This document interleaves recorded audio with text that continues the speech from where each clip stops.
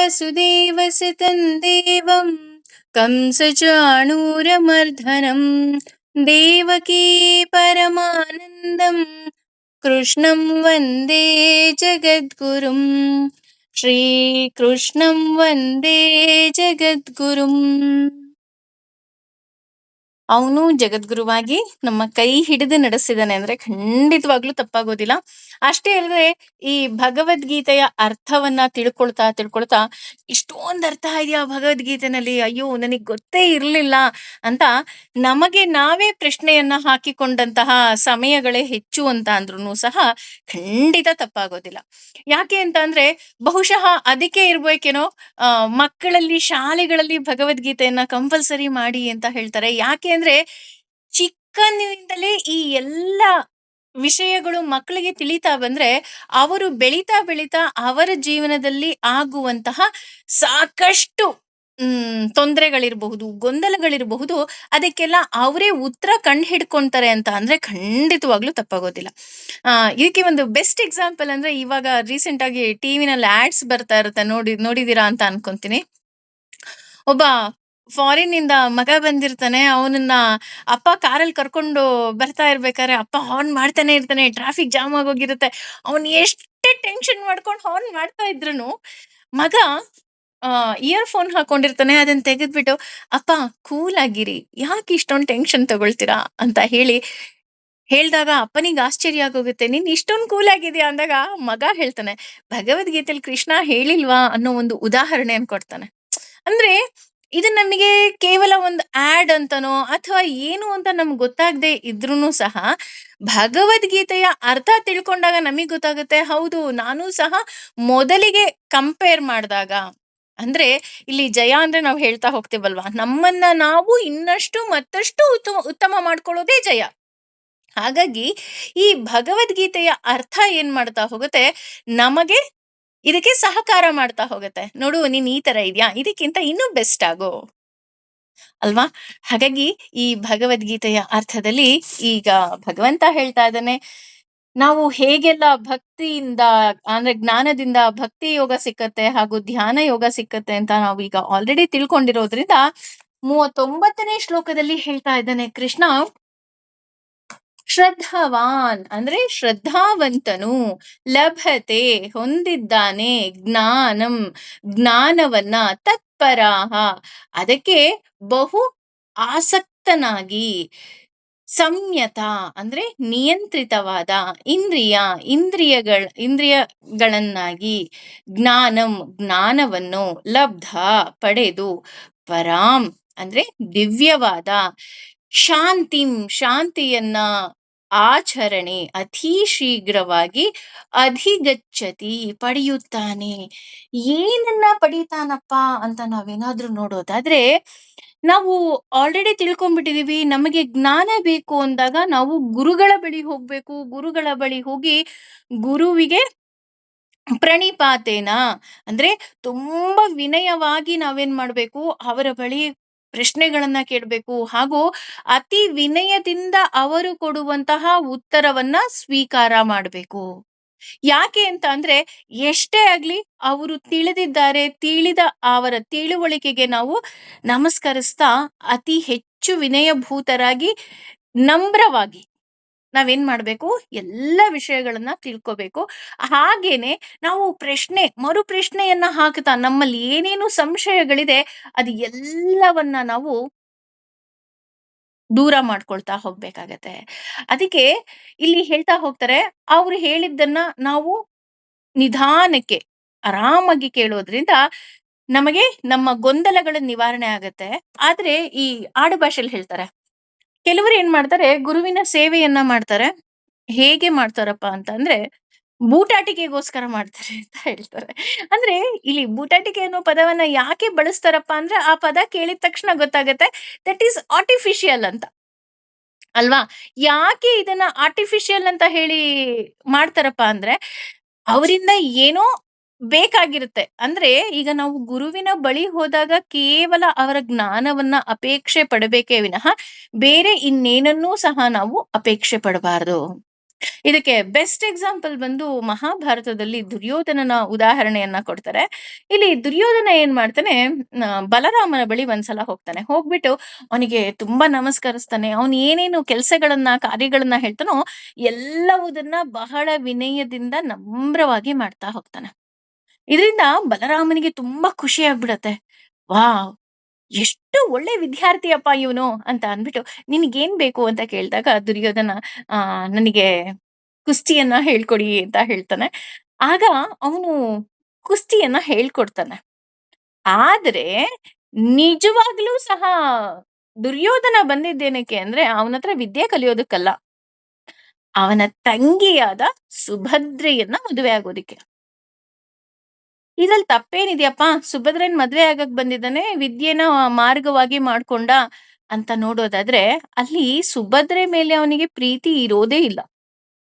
ಈಗ ಪ್ರೀತಿ ಇದ್ದು ಬಲರಾಮನ ಹತ್ರ ವಿದ್ಯೆ ಕಲೀಲಿಕ್ಕೆ ಬಂದು ವಿದ್ಯೆಯನ್ನ ಕಲಿತು ಸುಭದ್ರೆಯನ್ನ ಮದುವೆ ಆಗಿದ್ರೆ ದಟ್ ಈಸ್ ಡಿಫ್ರೆಂಟ್. ಆದ್ರೆ ಇಲ್ಲಿ ದುರ್ಯೋಧನನಿಗೆ ಸುಭದ್ರೆ ಮೇಲೂ ಪ್ರೀತಿ ಇರೋದಿಲ್ಲ, ಅಥವಾ ಬಲರಾಮನಿಗೆ ತೋರಿಸಿದ ಎಲ್ಲ ಆ ವಿನಮ್ರತೆ ಏನಿದೆ ಅದೆಲ್ಲವೂ ಸಹ ನಾಟಕೀಯವಾಗಿರುತ್ತೆ. ಯಾಕೆ ಅವನು ಈ ರೀತಿ ಮಾಡ್ತಾನಪ್ಪ ಅಂತ ಅಂದ್ರೆ, ರಾಜನೀತಿ ಮಾಡೋದಕ್ಕೋಸ್ಕರ ಬಂದಿರ್ತಾನೆ. ಯಾಕೆಂದ್ರೆ ಅವನಿಗೆ ಗೊತ್ತಿರುತ್ತೆ, ಸಪೋಸ್ ನಾನೇನಾದ್ರೂ ಸುಭದ್ರೆಯನ್ನ ಮದುವೆ ಮಾಡ್ಕೊಂಡು ಹೋದ್ರೆ ಆ ಅಷ್ಟು ಅವರ ಕುಲದವರೆಲ್ಲ ನನಗೆ ಯುದ್ಧಕ್ಕೆ ಸಪೋರ್ಟ್ ಮಾಡ್ತಾರೆ, ಆಗ ನಾನು ಯುದ್ಧವನ್ನ ಸುಲಭವಾಗಿ ಗೆಲ್ಲಬಹುದು ಅನ್ನೋದು ಅವನ ರಾಜನೀತಿಯಾಗಿರುತ್ತೆ. ಅಂದ್ರೆ ಇಲ್ಲಿ ಸಾಕಷ್ಟು ಜನ, ಈಗಿನ ಉದಾಹರಣೆ ತಗೋಬೇಕು ಅಂದ್ರೂ ಅಷ್ಟೇ, ಆ ಎಷ್ಟೋ ಗುರುಗಳ ಬಳಿ ಅವರು ತುಂಬಾ ವಿನಮ್ರವಾಗಿ ನಡ್ಕೊಳ್ತಾರೆ. ಯಾಕಪ್ಪ ಇಷ್ಟೊಂದು ವಿನಮ್ರವಾಗಿ ನಡ್ಕೊಂತಾರೆ ಅಂತ ನೋಡಕ್ ಹೋದ್ರೆ, ಅವರು ನಡೆಸ್ತಿರೋ ಕಾಲೇಜಲ್ಲಿ ಸೀಟ್ ತಗೊಳ್ಳೋದಕ್ಕೋ ಅಥವಾ ಇನ್ಯಾರಿಗೋ ಮಾರೋದಕ್ಕೋ ಅವರು ಆ ಗುರುಗಳನ್ನ ಬಳಸ್ಕೊಳ್ತಾ ಇರ್ತಾರೆ. ಇದು ಈಗಿನ ಪ್ರಸ್ತುತ ಪರಿಸ್ಥಿತಿಗೆ ನಾನು ಮ್ಯಾಚ್ ಮಾಡಿ ಹೇಳಿದ್ದು. ಹಾಗಾಗಿ ಆದ್ರೆ ಇಲ್ಲಿ ಯಾವಾಗ ಅದು ಯಾವುದು ಸಹ ನಾಟಕೀಯ ಅಂತ ಗೊತ್ತಾಗುತ್ತೆ ತಕ್ಷಣ ಕೃಷ್ಣ ಅದಕ್ಕೆ ಬಿಡೋದೇ ಇಲ್ಲ. ಕೃಷ್ಣನ ಸುಭದ್ರೆನ ಮದ್ವೆ ಮಾಡ್ಕೊಳ್ಳೋದಕ್ಕೆ ಬಿಡೋದಿಲ್ಲ. ಅದೆಲ್ಲವೂ ಸಹ ನಮ್ಗೆ ಗೊತ್ತಿರುವಂತಹ ಕತೆ. ಅಂದ್ರೆ ಇಲ್ಲಿ ನಮಗೆ ವಿದ್ಯೆ ಬೇಕಾ, ನಿಜವಾಗ್ಲೂ ವಿದ್ಯೆ ಬೇಕಾ ಅಂತ ನಾವೇನಾದ್ರು ನೋಡಕ್ ಹೋದ್ರೆ, ಹೌದು ನಮ್ಗೆ ನಿಜವಾದ ವಿದ್ಯೆಯೇ ಬೇಕು. ಅವ್ರು ಹೇಗಿದಾರೋ ದಟ್ ಈಸ್ ಡಿಫ್ರೆಂಟ್. ಈಗ ಶುಕಾಚಾರ್ಯರು ಹುಚ್ಚರ ಹಾಗೆ ಅಲಿತಾ ಇದ್ರು ಅಲ್ವಾ, ಅವರಿಗೆ ಹುಚ್ಚರು ಅಂತ ಕರೀತಾ ಇದ್ರು. ಆದ್ರೂ ಸಹ ಅವರ ಬಳಿ ಇದ್ದಂತಹ ವಿದ್ಯೆಯನ್ನ ನಾವು ಕಲಿಬೇಕು ಅಂದಾಗ ನಾವು ಅವರಿಗೆ ನಮ್ರವಾಗಿ ಹಾಗೂ ಶ್ರದ್ಧೆ ಬೇಕು. ಮುಖ್ಯವಾಗಿ ವಿದ್ಯೆ ಏನನ್ನ ಬಯಸುತ್ತೆ ಅಂತ ಅಂದ್ರೆ ಶ್ರದ್ಧೆಯನ್ನ ಬಯಸುತ್ತೆ. ನಾವು ಶ್ರದ್ಧೆಯಿಂದ ಇಲ್ಲ ನಾನು ಕಲ್ತ್ಕೊಳ್ಳೇಬೇಕು, ಇವ್ರ ಹತ್ರ ಏನ್ ವಿದ್ಯೆ ಇದೆ, ಅವ್ರು ಏನ್ ಬೈದ್ರು ಸರಿ ಹೊಡೆದ್ರು ಸರಿ ಅದಕ್ಕೋಸ್ಕರ ನಾನು ವಿದ್ಯೆಯನ್ನ ಕಲಿತೀನಪ್ಪ ಅನ್ನುವಂತಹ ಮನೋಭಾವ ಮೊದಲು ಆ ವಿದ್ಯಾರ್ಥಿಗೆ ಬರಬೇಕು. ಆಗ ಮಾತ್ರ ನಮಗೆ ವಿದ್ಯೆ ಲಭಿಸುತ್ತೆ ಅಂತ ಇಲ್ಲಿ ಕೃಷ್ಣ ಹೇಳ್ತಾ ಹೋಗ್ತಾನೆ. ಅದಕ್ಕಿಂತ ಹೆಚ್ಚಾಗಿ ನಾವು ಗುರುಗಳನ್ನ ನಂಬಬೇಕು. ನೀವು ಯಾರನ್ನೂ ಗುರು ಅಂತ ಮೊದಲನೇದಾಗಿ ಸ್ವೀಕಾರನೆ ಮಾಡ್ಬೇಡಿ, ಯಾಕೆಂದ್ರೆ ಕೃಷ್ಣಂ ಒಂದೇ ಜಗದ್ಗುರು. ಆದ್ರೆ ನೀವು ಇಲ್ಲಿರುವಂತಹ ಅವನ ಬಗ್ಗೆ ತಿಳ್ಕೋಬೇಕು ಅಂತ ನೀವೇನಾದ್ರೂ ನಿಮ್ಮ ಮನಸ್ಸಿನಲ್ಲಿ ಇದ್ದರೆ, ಒಬ್ಬ ವ್ಯಕ್ತಿಯನ್ನ ಸಾಕಷ್ಟು ಬಾರಿ ಪರೀಕ್ಷಿಸಿ, ಒಂದಲ್ಲ 100 ಬಾರಿ 1000 ಬಾರಿ ಪರೀಕ್ಷಿಸಿ. ಆ ಪರೀಕ್ಷೆ ಮಾಡಿ ನಿಮಗೆಲ್ಲವೂ ಸರಿ ಅನ್ಸುತ್ತಾ, ಆಗ ನೀವು ಅವರನ್ನ ಗುರು ಅಂತ ಸ್ವೀಕಾರ ಮಾಡಿ. ಆದ್ರೆ ಒನ್ಸ್ ನೀವ್ ಯಾವಾಗ ಅವ್ರನ್ನ ಗುರು ಅಂತ ಸ್ವೀಕಾರ ಮಾಡ್ತೀರಾ, ಸ್ವೀಕಾರ ಮಾಡಿದ್ಮೇಲೆ ಅವ್ರನ್ನ ಪರೀಕ್ಷೆ ಮಾಡಕ್ ಹೋಗ್ಬೇಡಿ. ನಮ್ಮಲ್ಲಿ ಹೇಳ್ತಾರಲ್ಲ, ನದಿ ಮೂಲ, ಗುರು ಮೂಲ ಹಾಗೂ ಹೆಣ್ಣಿನ ಮೂಲವನ್ನ ಹುಡುಕಬಾರದು ಅಂತ ಹೇಳ್ತಾರೆ.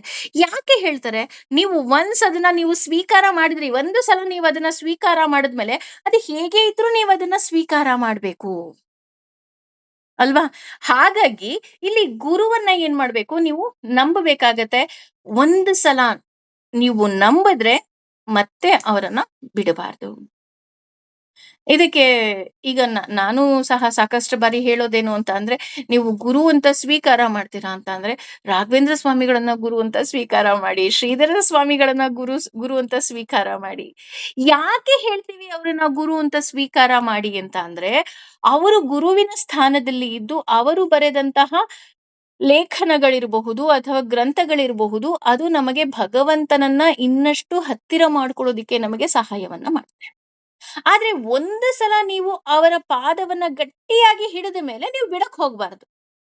ಈಗ ಉದಾಹರಣೆ ರಾಘವೇಂದ್ರ ಸ್ವಾಮಿಗಳನ್ನ ನಾವು ಗುರು ಅಂತ ಸ್ವೀಕಾರ ಮಾಡಿದೀವಿ ಅಂತ ಅಂದ್ರೆ, ಯಾರು ಏನೇ ಹೇಳಿ ಅವ್ರ ಬಗ್ಗೆ, ನಾವು ಅವ್ರ ಬಗ್ಗೆ ಯಾವತ್ತೂ ಎಂದಿಗೂ ಕನಸಿನಲ್ಲೂ ಸಹ ನಾವು ಸಂಶಯವನ್ನ ಮಾಡಬಾರ್ದು. ಇಲ್ಲಿ ನಾನು ಮನುಷ್ಯರ ಬಗ್ಗೆ ಮಾತಾಡ್ತಾನೆ ಇಲ್ಲ. ಅರ್ಥ ಮಾಡ್ಕೊಳ್ಳಿ. ಹಾಗಾಗಿ ಇಲ್ಲಿ ನಾವು ಯಾರನ್ನು ನಾವು ಗುರು ಅಂತ ಸ್ವೀಕಾರ ಒಂದು ಸಲ ನಾವು ನಂಬದ್ಮೇಲೆ ಎಂದೂ ಸಹ ಬಿಡಬಾರದು. ಅದಕ್ಕಿಂತ ಹೆಚ್ಚೆಯಾಗಿ ನಾವು ಈ ಶ್ರದ್ಧೆ ಹಾಗಿದ್ರೆ ಹೇಗೆ ಉಳ್ಕೋಬೇಕಪ್ಪ, ಉಳಿಯತ್ತೆ ಅಂತ ನೋಡೋದಿದ್ರೆ, ಕೇವಲ ಇಂದ್ರಿಯ ನಿಗ್ರಹಗಳಿಂದ ನಮಗೆ ಆ ಶ್ರದ್ಧೆ ಉಳಿತಾ ಹೋಗತ್ತೆ. ಉದಾಹರಣೆ, ನಾವೇನಾದ್ರು ಗುರುವಾರ ವ್ರತವನ್ನ ಮಾಡ್ತೀವಿ ಅಂತ ಅಂದ್ರೆ, ಗುರುವಾರ ಕಂಪಲ್ಸರಿ ಕೆಲವರು ಉಪವಾಸ ಮಾಡೋರಿರ್ತಾರೆ, ಅಥವಾ ಕೆಲವರು ಒಪ್ಪತ್ತು ಊಟ ಮಾಡೋರಿರ್ತಾರೆ, ಅಥವಾ ಕೆಲವರು ಅವರದೇ ಆದಂತಹ ರೀತಿಯಲ್ಲಿ ಪ್ರತಿ ಗುರುವಾರ ತಪ್ಪದೆ ರಾಯರ ಮಠಕ್ಕೆ ಹೋಗೋರಿರ್ತಾರೆ, ಅಥವಾ ಕೆಲವರು ಅವರ ಭಕ್ತಿಯನ್ನ ಅವರ ರೀತಿಯಲ್ಲಿ ತೋರ್ಸೋರಿರ್ತಾರೆ. ಹಾಗಾಗಿ ಇದು ಹೇಗೆ ಸಾಧ್ಯ ಅಂದ್ರೆ ಕೇವಲ ಇಂದ್ರಿಯ ನಿಗ್ರಹದಿಂದ ಮಾತ್ರ ಸಾಧ್ಯ. ಇಲ್ಲಪ್ಪ, ನಾನ್ ಮಜಾ ಮಾಡ್ಕೊಂಡಿರ್ತೀನಿ, ಯಾವಾಗಲೂ ಸಹ ನನ್ನ ಇಂದ್ರಿಯಗಳು ಕೇವಲ ಮೋಜು ಮಸ್ತಿನಲ್ಲೇ ಇದೆ ಅಂತ ಅಂದ್ರೆ, ನೀನು ಎಂದಿಗೂ ಸಹ ನಿನ್ನ ಇಂದ್ರಿಯಗಳನ್ನ ಭಗವಂತನಿಗೆ ಅರ್ಪಿಸೋದಿಕ್ಕೆ ಅಥವಾ ಗುರುಗಳಿಗೆ ಅರ್ಪಿಸೋದಿಕ್ಕೆ ಸಾಧ್ಯ ಇಲ್ಲ. ಇದಕ್ಕೆ ಇನ್ನೂ ಒಂದು ಉದಾಹರಣೆ ಹೇಳ್ತಾ ಹೋಗ್ತಾರೆ. ನಾವು ಯೂಶಲಿ ಹೇಳೋದೇನು ಅಂತ ಅಂದ್ರೆ, ನಮಸ್ಕಾರ ಮಾಡ್ಬೇಕು ಅಂದಾಗ ಅದರಲ್ಲೂ ಗುರುಗಳಿಗೆ ನಮಸ್ಕಾರ ಮಾಡ್ಬೇಕು ಅಂದ್ರೆ ನೀವು ನೀವು ಗುರು ಪ್ರದಕ್ಷಿಣೆಯನ್ನ ಮಾಡ್ಬೇಕಂತ. ಹೇಗೆ ಗುರುಗಳ ಪ್ರದಕ್ಷಿಣೆ ಮಾಡೋದು ಅಂದ್ರೆ, ಅವ್ರು ಸುತ್ತೋದಲ್ಲ. ಒಂದು ಕಡೆ ಕುಳಿತು, ಉದಾಹರಣೆ ನೀವು ಮಠಕ್ಕೆ ಹೋಗ್ತೀರಾ, ರಾಯರ ಮಠಕ್ಕೆ ಹೋಗ್ತೀರಾ.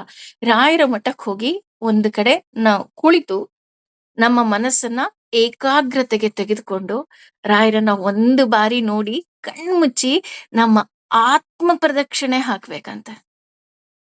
ಇದು ನಿಜಕ್ಕೂ ಸಹ ಏನ್ ಮಹಾ ಕಷ್ಟ ಅಂತ ಅನ್ಕೊಂತೀವಿ. ಒಂದು ಸಲ ಟ್ರೈ ಮಾಡಿ.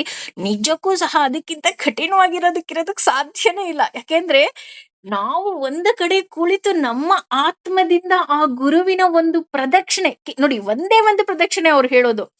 ಆತ್ಮ ಏನ್ ಮಾಡುತ್ತೆ ಗೊತ್ತಾ, ಹಂಗೆ ಕೂರ್ತಿದ್ದ ಹಾಗೆ ಇದ್ದಕ್ಕಿದ್ದ ಹಾಗೆ ನಮ್ಮ ಮನೆ ಅಡಿಗೆ ಮನೆಗೆ ಹೋಗ್ಬಿಡುತ್ತೆ, ಇಲ್ಲ ನನ್ನ ಮಗಳು ಇನ್ನೆಲ್ಲೋ ಫಾರಿನ್ ಅಲ್ಲಿ ಇರ್ತಾಳೆ ಅಲ್ಲಿ ಹೋಗ್ಬಿಡುತ್ತೆ, ಅಥವಾ ನನಗೆ ಇನ್ನೇನೋ ಸಮಸ್ಯೆ ಇರುತ್ತೆ ಅಲ್ಲಿ ಹೋಗಿರುತ್ತೆ, ಅಥವಾ ಇಲ್ಲ ಏನೋ ತಿನ್ನೋದಿಕ್ಕೆ ಏನೋ ಆಸೆ ಇರುತ್ತೆ ಅಲ್ಲಿಗೆ ಓಡೋಗ್ಬಿಡುತ್ತೆ. ಆ ನನ್ನ ಆತ್ಮವನ್ನ ಹಿಡಿದಿಟ್ಟು ಆ ಗುರುವಿಗೆ ಒಂದು ಪ್ರದಕ್ಷಿಣೆ ಹಾಕೋದಿದೆ ಅಲ್ಲ, ಅದು ನಿಜಕ್ಕೂ ಸಹ ಒಂದು ದೊಡ್ಡ ಟಾಸ್ಕ್. ಅದಕ್ಕೆ ಹೇಳೋದು, ಗುರುವಿಗೆ ನೀವು ನಮಸ್ಕಾರ ಮಾಡ್ಬೇಕು ಅಂದ್ರೆ ನೀವು ಹೆಜ್ಜೆ ನಮಸ್ಕಾರನೋ ಇನ್ನೊಂದೋ ಮತ್ತೊಂದೋ ಹಾಕೋದಲ್ಲ, ನೀನು ಕುಳಿತು ಆತ್ಮ ಪ್ರದಕ್ಷಿಣೆ ಹಾಕು ಅಂತ ಹೇಳ್ತಾರೆ. ನಿಜವಾಗ್ಲೂ ನಿಮಗೂ ಸಹ ಆದ್ರೆ ಮಠಕ್ಕೆ ಹೋದಾಗ ನೀವು ಒಂದೇ ಒಂದು ಆತ್ಮ ಪ್ರದಕ್ಷಿಣೆ ಹಾಕಿ, ಬಹುಶಃ ಆ ರಾಯರು ನಿಮ್ಮನ್ನ ಶಿಷ್ಯರನ್ನಾಗಿ ಸ್ವೀಕಾರ ಮಾಡಿ ನಿಮ್ಮ ಎಲ್ಲ ಸಮಸ್ಯೆಗಳಿಗೆ ಪರಿಹಾರ ಕೊಡಬಹುದೋ ಏನೋ. ಟ್ರೈ ಮಾಡಿ. ಹಾಗೇನೆ ಅವರಿಗೆ ನಾವು ಇಂದ್ರಿಯ ನಿಗ್ರಹದಿಂದ, ಇದು ಅದಕ್ಕೆ ಹೇಳಿದ್ದು ಇಲ್ಲಿ ಇಂದ್ರಿಯ ನಿಗ್ರಹ ಅಂತ ಹೇಳ್ತಾ ಹೋಗ್ತಾರೆ. ಆ ಇಂದ್ರಿಯ ನಿಗ್ರಹದಿಂದ ಮಾತ್ರ ನಮಗೆ ಆ ಗುರುವಿನ ಮೇಲೆ ಶ್ರದ್ಧೆ ಬರೋದಿಕ್ಕೆ ಸಾಧ್ಯ. ಹಾಗೇನೆ ಮತ್ಪರಾಹ ಅಂತ ಹೇಳ್ತಾ ಇದ್ದಾರೆ. ಇಲ್ಲಿ ಮತ್ಪರಾಹ ಅಂತ ಅಂದ್ರೆ, ನೀವು ಗುರುವನ್ನ ಗುರುವಾಗಿ ಸ್ವೀಕಾರ ಮಾಡಿದರೂ ಸಹ ಯಾರಪ್ಪ ಸುಪೀರಿಯರ್ ಅಂತ ನೀವೇನಾದ್ರೂ ನೋಡೋದಾದ್ರೆ, ಕೇವಲ ಒಂದೊಂದು ಓನ್ಲಿ ಕೃಷ್ಣ ಮಾತ್ರ ಆಗಿರ್ತಾನೆ, ನಾರಾಯಣ ಆಗಿರ್ತಾನೆ, ಅಥವಾ ವಾಸುದೇವ ಆಗಿರ್ತಾನೆ. ನಾವು ಗುರುವಿನ ಚರಣವನ್ನ ಹಿಡಿಬೇಕು. ಹಾಗಂತ ಗುರುವೇ ಅಲ್ಟಿಮೇಟ್ ಅಲ್ಲ. ಗುರುವಿನ ಮೂಲಕ ನಾವು ಭಗವಂತನನ್ನ ತಲುಪುವಂತಹ ಕೆಲಸವನ್ನ ಮಾಡ್ಬೇಕು. ಈಗ ನಾನು ರಾಯರನ್ನ ನಂಬ್ತೀನಿ, ರಾಯರ ಬಳಿ ಹೋಗಿ ರಾಯರೇ ನನ್ನನ್ನ ಕಾಪಾಡಿ ಅಂತ ಕೇಳುವುದರ ಜೊತೆಗೆ, ರಾಯರೇ ನೀವು ಕೃಷ್ಣನನ್ನ ಅಷ್ಟು ಮುದ್ದು ಮಾಡ್ತೀರಾ ಅಲ್ವಾ, ಆ ಕೃಷ್ಣನನ್ನ ನನಗೆ ತೋರಿಸಿ. ಅಥವಾ ರಾಮನನ್ನ ಆರಾಧನೆ ಮಾಡ್ತೀರಾ ಅಲ್ವಾ, ಆ ರಾಮನನ್ನ ತೋರಿಸಿ. ಅಥವಾ ತಿರುಪತಿ ತಿಮ್ಮಪ್ಪನನ್ನ ನೀವು ಅಷ್ಟೊಂದು ಆರಾಧನೆ ಮಾಡ್ತೀರಲ್ಲ, ಅವನ್ ಹೇಗಿದ್ದಾನೆ, ಅವನನ್ನ ಪಡೆಯೋದ್ ಹೇಗೆ ಅಂತ ತೋರಿಸಿ ಅಂತ ನಾವು ಹಠ ಮಾಡ್ಬೇಕಂತೆ. ನಾವೇನ್ ಮಾಡ್ಬಿಡ್ತೀವಿ, ನಾವು ಮಾನವರು ಗುರುವಿನ ಬಳಿ ಹೋಗಿ ಅಲ್ಲೇ ನಿಂತ್ಕೊಂಡ್ಬಿಡ್ತೀವಿ. ಗುರುಗಳೇ ನೀವು ನನ್ನ ಕಷ್ಟ ಎಲ್ಲ ಪರಿಹಾರ ಮಾಡಿ ಅಂತ ನಾವು ಅಲ್ಲೇ ಕುತ್ಕೊಂಡ್ಬಿಡ್ತೀವಿ. ಅಲ್ಲಿಂದ ಮುಂದೆ ಇನ್ನೂ ಒಂದ್ ಸ್ಟೆಪ್ ಇದೆ, ನಾವು ಆ ಸ್ಟೆಪ್ನ ಹೋಗೋದೇ ಇಲ್ಲ. ಅದಕ್ಕೆ ಇಲ್ಲಿ ಹೇಳ್ತಾರೆ, ಅದು ಮತ್ ಪರಾಹ ಅಂದ್ರೆ ಅವನು ಸುಪೀರಿಯರ್. ಗುರುತಮೋ ಧಾಮ ಸತ್ಯ ಸತ್ಯ ಪರಾಕ್ರಮ ಅನ್ನೋ ಹಾಗೆ, ಗುರುವಿನ ಒಳಗೂ ಕುಳಿತು ನಮಗೆ ಜ್ಞಾನದ ದೀಪವನ್ನ ಬೆಳಗುವವನು ಅವನಾಗಿದ್ದಾನೆ. ಹಾಗಾಗಿ ಅವನನ್ನ ಸೇರುವುದು ಮುಖ್ಯ. ಹಾಗೇನೆ ಇಲ್ಲಿ ಎಲ್ಲರಲ್ಲಿ ಒಳ್ಳೆಯದನ್ನ ಕಂಡಾಗ ಮಾತ್ರ ನಾವು ಭಗವಂತನನ್ನ ಕಾಣೋದಿಕ್ಕೆ ಸಾಧ್ಯ ಅಂತ ಹೇಳ್ತಾ ಹೋಗ್ತಾರೆ. ಹೇಗೆ ಅಂತ ಅಂದ್ರೆ, ಈಗ ನಮಗೆ ನಮ್ಮ ಅಪ್ಪ ಅಮ್ಮ ಯಾವಾಗ್ಲೂ ಬೆಸ್ಟೆ. ನಾವು ಬೈಬೋದು, ಕಂಪ್ಲೇಂಟ್ ಮಾಡ್ಬೋದು, ಅದು ಏನೇ ಇದ್ರು ದಟ್ ಈಸ್ ಸೆಕೆಂಡ್ರಿ ಅಲ್ವಾ? ಯಾರಪ್ಪ ಬೆಸ್ಟ್ ಅಂತ ಅಂತ ತಕ್ಷಣ ನಮ್ಮ ಮನ್ಸು ಅಂದ ತಕ್ಷಣ ಫಸ್ಟ್ ಹೇಳುತ್ತೆ, ನನ್ನಪ್ಪ ಬೆಸ್ಟ್, ನನ್ನ ಅಮ್ಮ ಬೆಸ್ಟ್, ಅಥವಾ ನನ್ನ ಫ್ರೆಂಡ್ ಬೆಸ್ಟ್. ನನ್ ಗುರುಗಳಿದ್ದಾರೆ, ಅವ್ರು ಪಾಠ ಮಾಡೋ ಹಾಗೆ ಯಾರೂ ಮಾಡೋದಿಲ್ಲ. She is best, he is best. ಯಾಕನ್ನತ್ತೆ ಅನ್ಸುತ್ತೆ ನಮ್ಮ ಮನಸ್ಸು? ಯಾಕೆ ಅಂದ್ರೆ ನಾವು ಅವರಲ್ಲಿ ಒಳ್ಳೆಯದನ್ನ ಕಂಡಿರ್ತೀವಿ ಅಲ್ವಾ? ಅದಕ್ಕೆ ಹೇಳ್ತಾ ಹೋಗ್ತಾರೆ, ಪ್ರಪಂಚದಲ್ಲಿ ಎಲ್ಲೂ ಸಹ ಕೆಟ್ಟ ತಾಯಿಯನ್ನ ನೀವು ಹುಡ್ಕೋದಿಕ್ಕೆ ಸಾಧ್ಯವೇ ಇಲ್ಲ, ಕೆಟ್ಟ ತಂದೆಯನ್ನ ಹುಡ್ಕೋದಿಕ್ಕೆ ಸಾಧ್ಯ ಇಲ್ಲ. ಹಾಗಿರ್ಬೇಕಾದ್ರೆ ತಂದೆ ತಾಯಿ ಎರಡೂ ಅವನೇ ಆಗಿರ್ಬೇಕಾದ್ರೆ ಅವನು ಹೇಗೆ ನಮಗೆ ಕೆಟ್ಟದ್ ಮಾಡೋದಿಕ್ಕೆ ಸಾಧ್ಯ? ನೋಡಿ, ಹಾಗಾಗಿ ನಾವು ಇಲ್ಲಿ ಒಳ್ಳೆಯದನ್ನ ಕಾಣ್ಬೇಕು ಅಂತ ಯಾಕೆ ಹೇಳ್ತಿದ್ದಾರೆ ಅಂದ್ರೆ, ನೀವು ಒಬ್ಬರನ್ನ ಗುರು ಅಂತ ಸ್ವೀಕಾರ ಮಾಡಿದಾಗ್ಲೂ ಸಹ ಅವರಲ್ಲಿ ಕೇವಲ ಒಳ್ಳೆಯದನ್ನ ಮಾತ್ರ ಕಂಡು ಹಿಡಿದು, ಇಲ್ಲ ಇವರಿಂದ ನನಗಿಂತದ್ದೇನೋ ಸಿಕ್ಕಿದೆ, ದೇ ಆರ್ ಬೆಸ್ಟ್, ಆ ರೀತಿ ಇದ್ದಾಗ ಮಾತ್ರ ನಿಮಗೆ ಗುರುವಿನ ಗುಲಾಮರಾಗೋದಿಕ್ಕೆ ಸಾಧ್ಯ. ರಾಯರ ಬಳಿ ಹೋಗಿ, ರಾಯರೇ ನಾನು ನಿಮ್ಗೆ ಗುಲಾಮರಾಗ್ತಾ ಇದ್ದೀನಿ, ದಯವಿಟ್ಟು ನನಗೆ ಕೃಷ್ಣನ ಪ್ರೀತಿಯನ್ನ ತೋರಿಸಿ ಅಂತ ಕೇಳ್ಕೋಬೇಕಂತೆ. ಹಾಗೆ ಇಲ್ಲಿ 2ನೇ ಲೈನಲ್ಲಿ ಹೇಳ್ತಾ ಹೋಗ್ತಿದ್ದಾರೆ ಶಾಂತಿ ಅಂತ. ಶಾಂತಿ ಅಂತ ಅಂದ್ರೆ ಏನು? ಶಾಂತಿ ಅಂತ ಅಂದ್ರೆ ಮೋಕ್ಷ ಅಂತ ಹೇಳ್ತಾ ಹೋಗ್ತಾರೆ. ನಾವು ಶಾಂತಿ ಅಂದ್ರೆ ಪ್ರಶಾಂತತೆ ಅಂತ ಅನ್ಕೊಂಡ್ಬಿಟ್ಟಿದೀವಿ. ಶಾಂತಿ ಅಂದ್ರೆ ಪ್ರಶಾಂತತೆನೋ ಸೈಲೆಂಟೋ ಅಲ್ಲ. ಶಾಂತಿ ಅಂತ ಅಂದ್ರೆ ಮೋಕ್ಷ. ಇಲ್ಲಿ ವರಾಂ ಶಾಂತಿ ಅಂತ ಹೇಳ್ತಾ ಇದ್ದಾರೆ. ಅಂದ್ರೆ ಪರಾಂ ಶಾಂತಿ ಅಂತ ಹೇಳ್ತಿದ್ದಾರೆ. ಪರಾಂ ಶಾಂತಿ ಅಂತ ಅಂದ್ರೆ ಆತನೇ ಕೊನೆಯ ನಿಲ್ದಾಣ.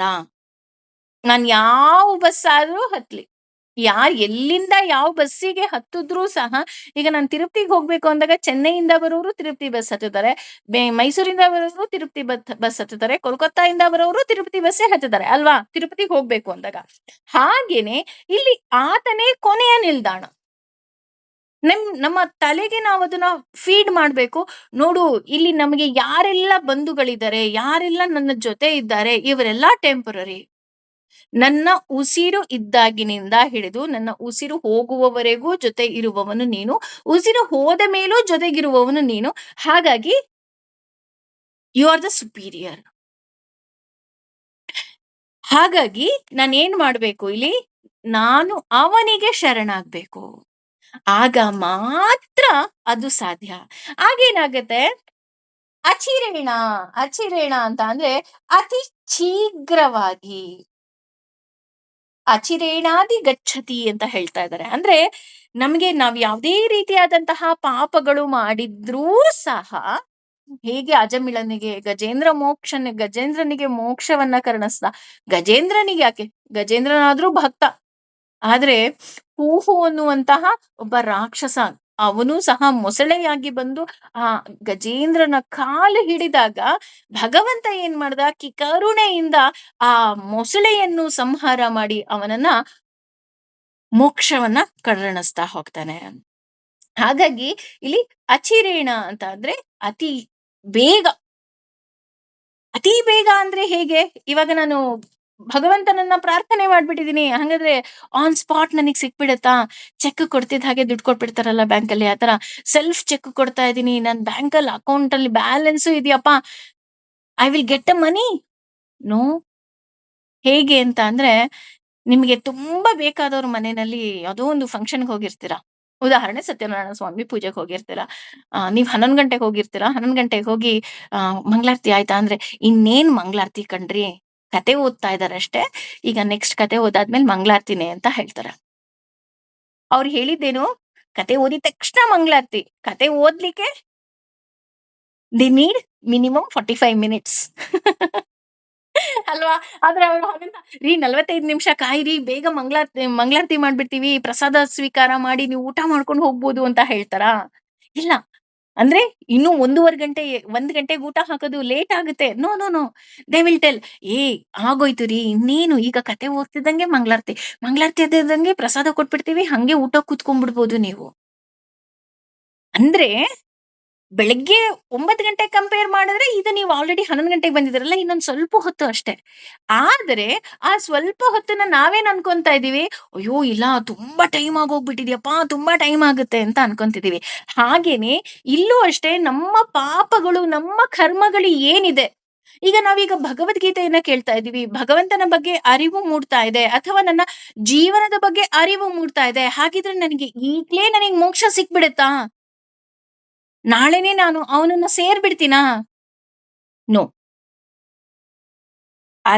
ಅಚಿರೇಣಾನಿ ಅತಿ ಬೇಗವಾಗಿ ಸೇರ್ತೀಯ. ಯಾವಾಗ ಅತಿ ಬೇಗ ಅಂತ ಅಂದ್ರೆ, ನೀನು ನಿನ್ನ ಜನ್ಮದಲ್ಲಿ ಏನು ಆಯಸ್ಸು ಅಂತ ಬರ್ದಿದೆ, ಇದನ್ನೆಲ್ಲ ನೀನು ಇಲ್ಲಿ ಈಡೇರಿಸ್ಕೊಂಡೇ ಹೋಗ್ಬೇಕಾಗತ್ತೆ. ಆದ್ರೆ ಏನು, ನೆಮ್ಮದಿಯಾಗಿ ಹೋಗ್ಬಹುದು ಅಷ್ಟೇ. ಹಾಗಾಗಿ ಇಲ್ಲಿ ಭಗವಂತ ಹೇಳ್ತಿದ್ದಾನೆ, ನೀನು ಗುರುವಿನ ಗುಲಾಮನಾಗು, ಹಾಗೂ ನಿನ್ನ ಇಂದ್ರಿಯಗಳನ್ನ ನಿಗ್ರಹ ಮಾಡಿದಾಗ ಮಾತ್ರ ನಿನಗೆ ಶಾಂತಿ ಅಂದ್ರೆ ಮೋಕ್ಷ ದೊರಕುತ್ತೆ. ಆ ಮೋಕ್ಷದ ಜೊತೆ ಅತಿ ಬೇಗ ನಿನಗೆ ಗಚ್ಚತಿ, ಅತಿ ಬೇಗ ಸಿಕ್ಕುತ್ತೆ ನಿನಗೆ, ವೇಟ್ ಮಾಡು ಅಂತ ಹೇಳ್ತಿದ್ದಾನೆ. ಅದನ್ನೇ ಮುಂದುವರೆದು ಈ 40ನೇ ಶ್ಲೋಕದಲ್ಲಿ ಏನ್ ಹೇಳ್ತಾ ಇದ್ದಾನಪ್ಪ ಅಂತ ನಾವೇನಾದ್ರೂ ನೋಡೋದಾದ್ರೆ, 40ನೇ ಶ್ಲೋಕದಲ್ಲಿ ಹೇಳ್ತಿದ್ದಾನೆ ಭಗವಂತ, ಆಜ್ಞಾ ಅಂದ್ರೆ ಪ್ರಾಮಾಣಿಕ ಆ ಧರ್ಮ ಗ್ರಂಥಗಳು ಅಂದ್ರೆ ಜ್ಞಾನವಿಲ್ಲದ ಮೂಢನು ಅಂತ ಅರ್ಥ ಬರ್ತಾ ಹೋಗುತ್ತೆ. ಆ ಆಜ್ಞಾ ಅಂತ ಹೇಳಿದ್ರೆ, ಛ ಅಂದ್ರೆ ಮತ್ತು, ಶ್ರದ್ಧಾ ದಾನ ಅಂದ್ರೆ ಆ ಅವನಿಗೆ ಯಾವುದೇ ರೀತಿಯಾದಂತಹ ಆಸಕ್ತಿ ಇಲ್ಲದೆ ಇರುವವನು ಅಂತ, ಅಂದ್ರೆ ಈ ಮೇಲಿನ ವಿಚಾರಕ್ಕೆ ಸಂಬಂಧಪಟ್ಟಾಗೆ ಅವನಿಗೆ ಯಾವುದೇ ರೀತಿಯಾದಂತಹ ಆಸಕ್ತಿ ಇರೋದಿಲ್ಲ.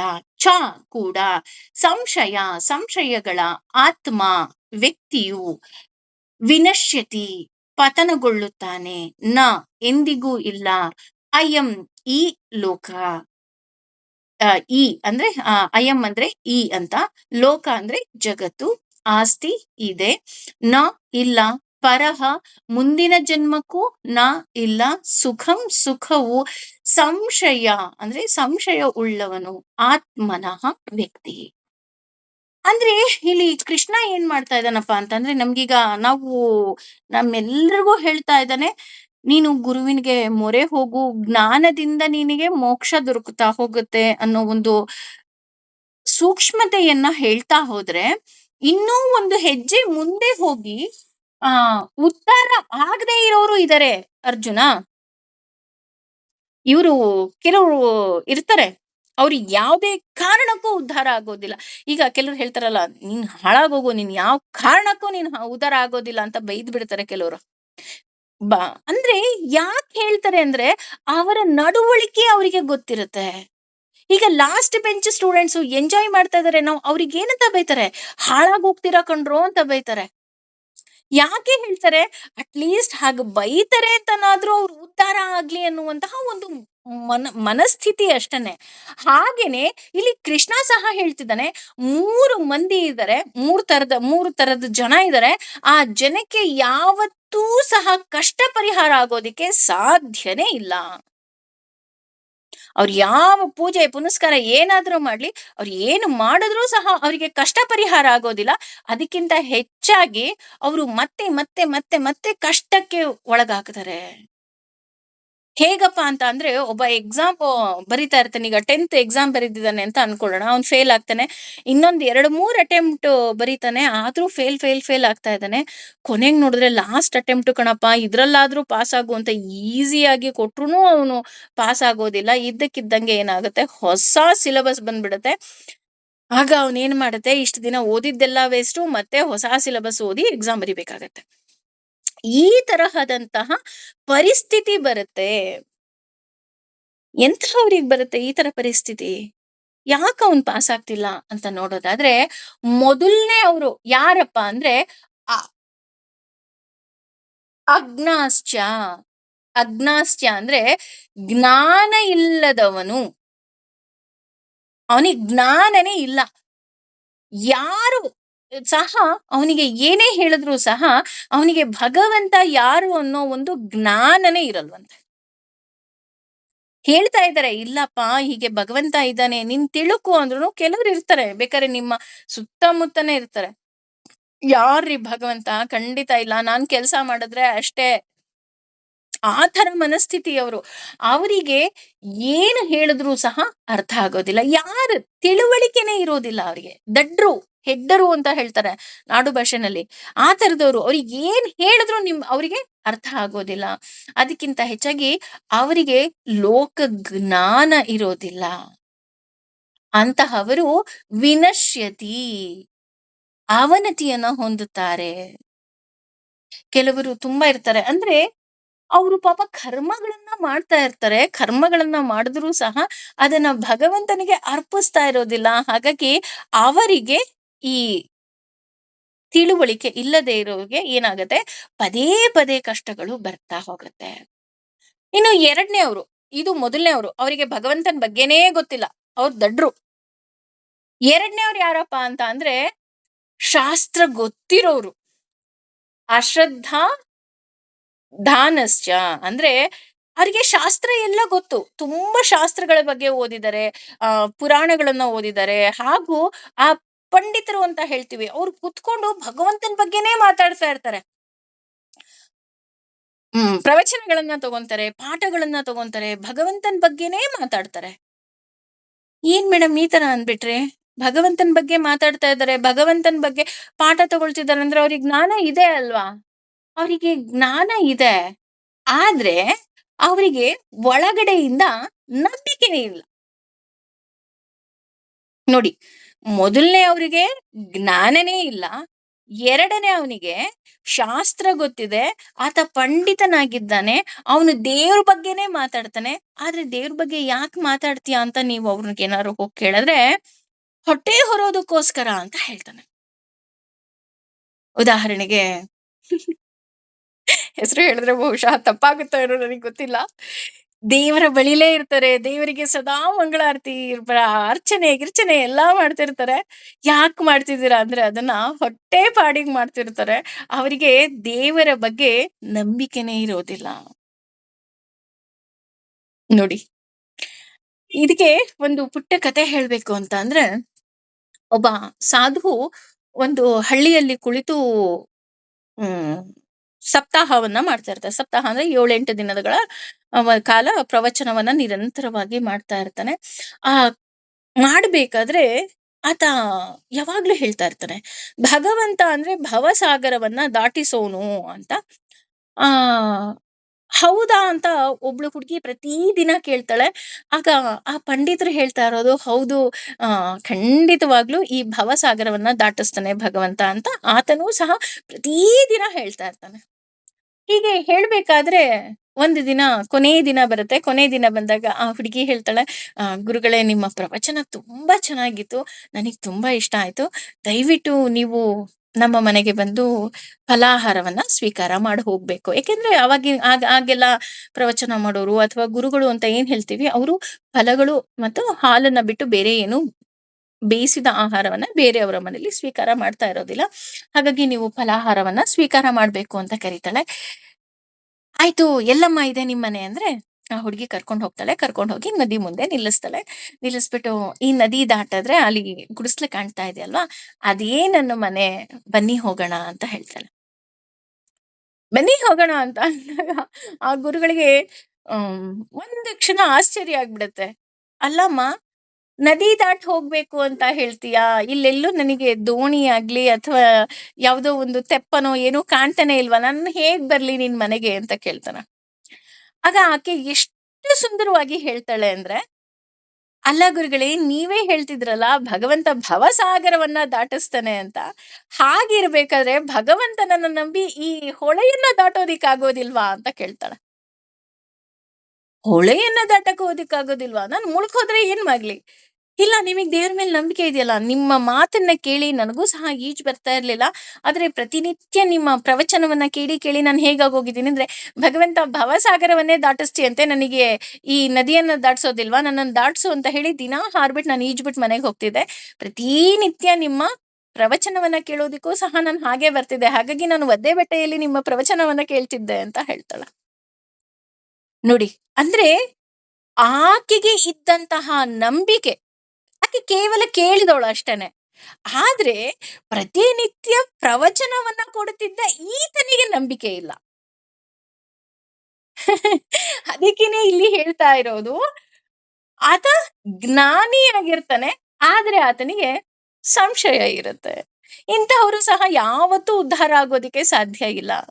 ನೀನು ಭಗವಂತನ ಬಗ್ಗೆ ನೀನು ದಿನಾ ಪಾಠ ಮಾಡಿ ಏನ್ ಪ್ರಯೋಜನ? ಪ್ರತಿನಿತ್ಯ ನೀನು ದೇವರ ಸನ್ನಿಧಾನದಲ್ಲೇ ಇರ್ತೀಯ. 24 ಗಂಟೆ ನೀನು ಅಲ್ಲೇ ಇದ್ದೂ ಸಹ ನಿನಗೆ ಭಗವಂತನ ಬಗ್ಗೆ ನಂಬಿಕೆನೇ ಇಲ್ಲ ಅಂದ್ರೆ ಏನ್ ಪ್ರಯೋಜನ ಬಂತು? ಆ ಹುಡುಗಿಗೆ ಇದ್ದಂತಹ ನಂಬಿಕೆ ನಿನಗಿಲ್ವಲ್ಲ, ಅಲ್ವಾ? ನೋಡಿ, ನಮಗೆ ಕೇಳಿದಾಗ ಅಲ್ವಾ ಅಂತ ನಮಗೆ ನಾವೇ ಪ್ರಶ್ನೆ ಹಾಕೋಬೇಕಾಗತ್ತೆ.